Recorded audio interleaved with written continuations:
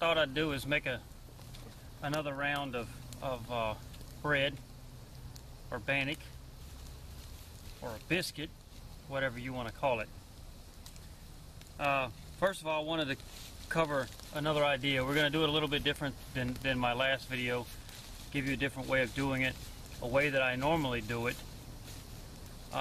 when I'm out on the trail. Got a few different pots here, pot sets. This is a Timberline, I believe. I've had it for so long. It's been well used. It's a 2-pot set, 3-pot set actually, if you count it comes with a frying pan, and then you have your main pot. Now let's get the little pot out first. Everything comes with a lid except the frying pan, but the lid for the pot is interchangeable with the frying pan. Also comes with a cup. Most cook sets do. And there's your small pot. As you can see, that one gets left at home a lot. It's the best looking of the three. I've had this set for probably, oh gosh, I don't know, 6 years or so, probably. Something like that, maybe. Great little set, stainless steel. Put it right in the fire. There used to be a stuff sack with it. Who knows what happened to it? But great little set. It really doesn't weigh a whole lot, but it's stainless steel, so can't ever go wrong with stainless steel. My next one I bought a couple years ago. Love this little thing. It's the Coleman Max set. You have your cup, or your pan, or your lid. Then you have your big cup, and then the little cup. 16 ounces. It's got graduation marks on it. It's probably actually like an 18-ounce cup, but it graduates up to 16 ounces. And a lot of people, I've seen online where a lot of people complained about the markings, the measurements on the Coleman Max set being off. They're 16 ounces isn't 16 ounces. 16 ounces is probably more like 14 ounces or something like that. But if you're not making a souffle when you're in the field, you're not making a souffle. Who cares?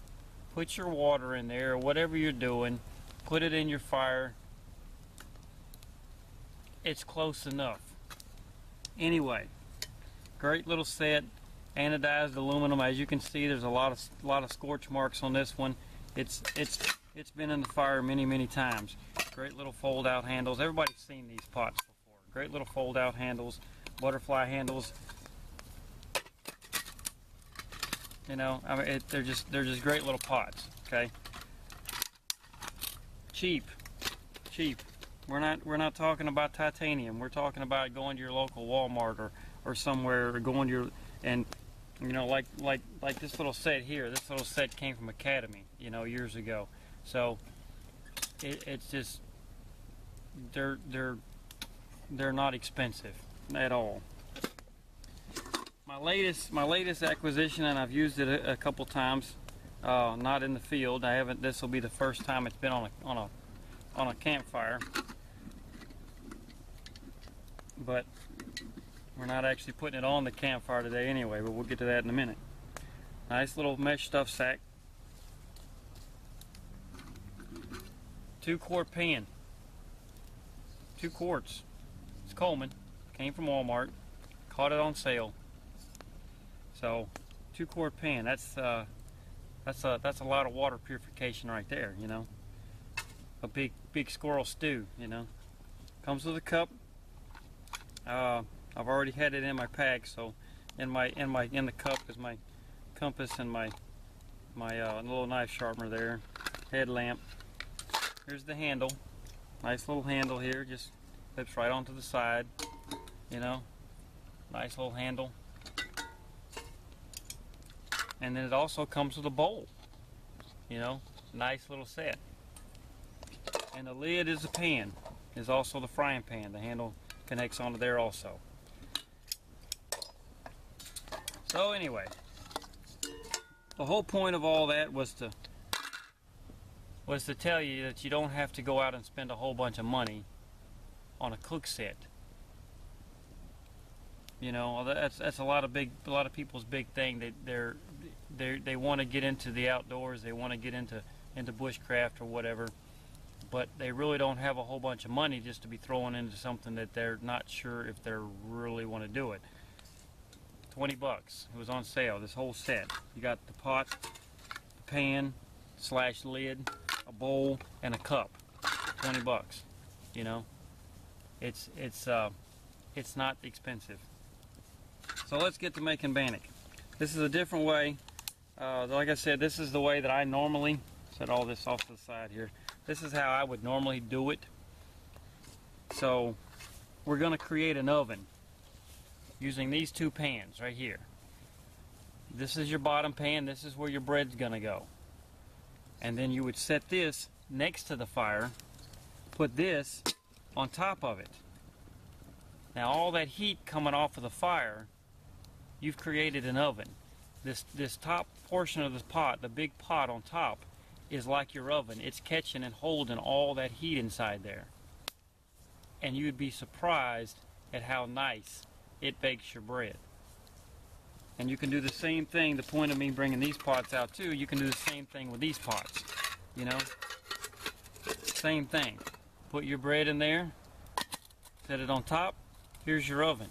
Here's all your it's holding, collecting, absorbing all the heat from the fire.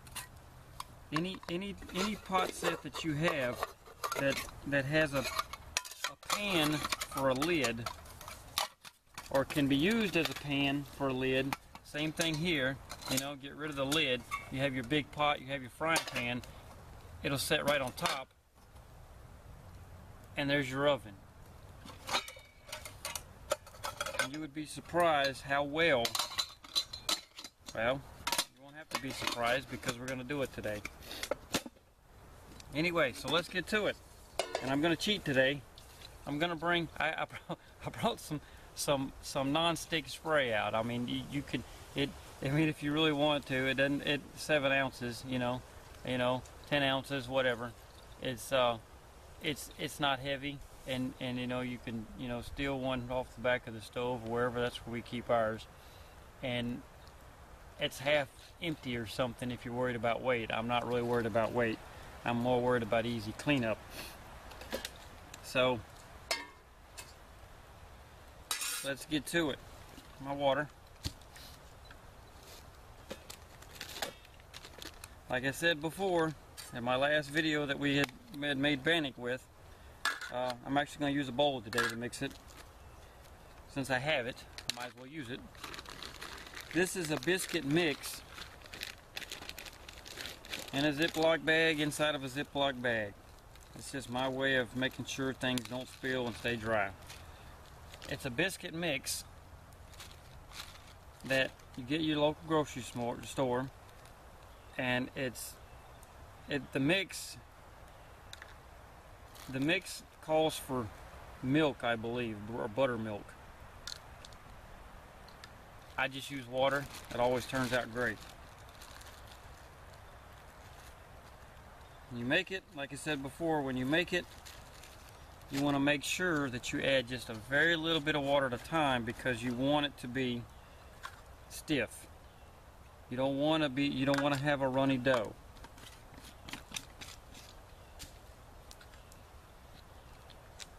And if you added too much water, you can always add a little more flour, a little more mix.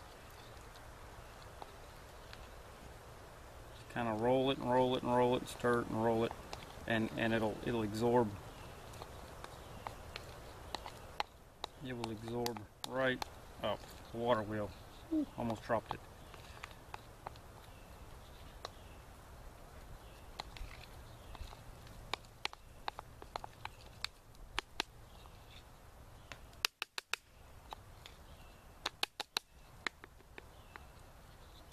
dry spots in there. And this has the imitation butter pieces in it, which, you know what they say, butter makes everything better. So create a little ball. And another thing you can do with this bread mix that I like to do, chicken and dumplings without the chicken. Make you a stiff dough, get you some bouillon, heat you up some bouillon, spray that right in the middle of the pan there, heat you up some bouillon, water, make the dough just like this, just like you're going to make a biscuit, and sliding around there, come on back here, level ground there. And then instead of putting it in the pan to bake, you would just pinch off pieces into your boiling broth to make little dumplings.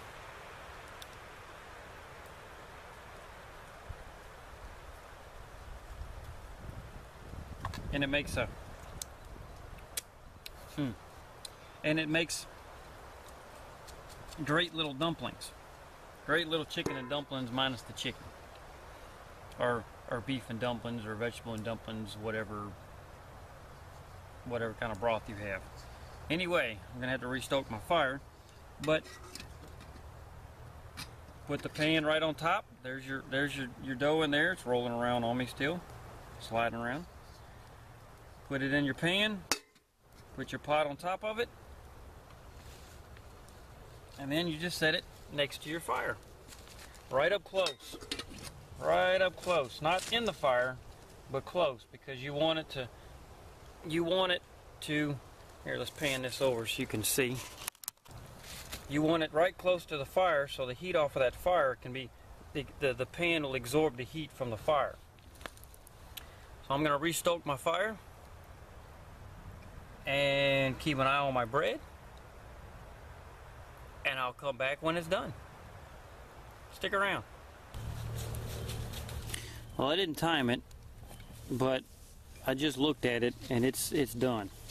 It is done. Now the main thing, we'll pull it out here. The main thing you want to remember when you're doing this is you don't want to put the bottom, you don't want to put the pan on, you don't want to have any coals or flame under the pan. I mean, you can shove it up into the coals as much as you want, but don't have your bread on the side that the coals are on, because you will burn it. And there you go. That, my friends, is hot. That, my friends, is one good looking biscuit. Look at there. Isn't that nice? And that is the beauty of non-stick spray. It just broke right loose. But there you go. I'm going to turn this camera off and let it cool a minute and enjoy it. Cooking Bannock or biscuit in a pot, 2-pot oven next to your fire. And remember, like I said, don't put your coals under the fire or under the pan or any flame under the pan, because you will burn the bottom of your bread, and you don't want to burn the bottom of your bread. Shove it where the coals are against the side of it, but not on the side that the bread is on, because again, it's just like having coals underneath it. You'll burn it. Hey, thanks for watching, guys. Appreciate it. We'll see you next time.